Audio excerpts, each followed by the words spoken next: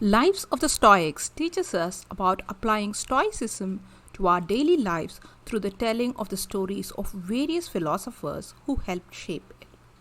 This book is a series of mini biographies of about 25 philosophers who were instrumental in creating, defining, challenging, and evolving Stoicism.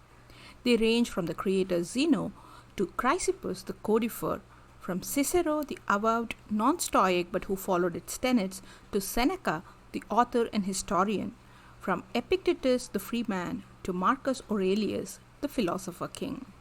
The lives of these illustrious personages inform us about the history of their era while putting their personal story front and center.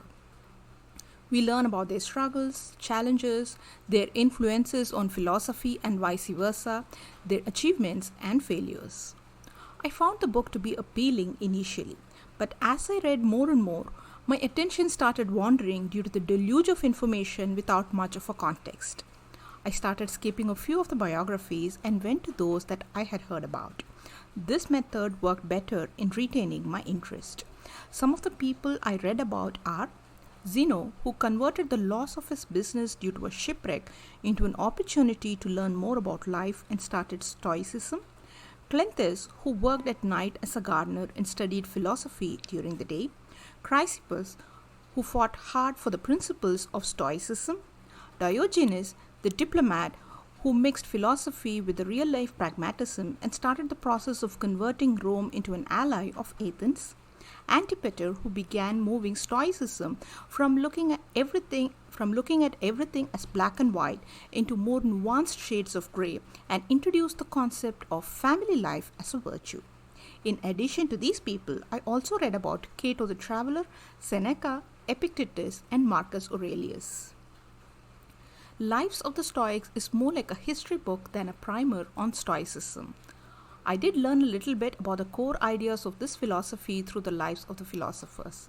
Some of the key things I discovered are that the Stoics were most concerned with how one lived. They cared about what one did and not what one said.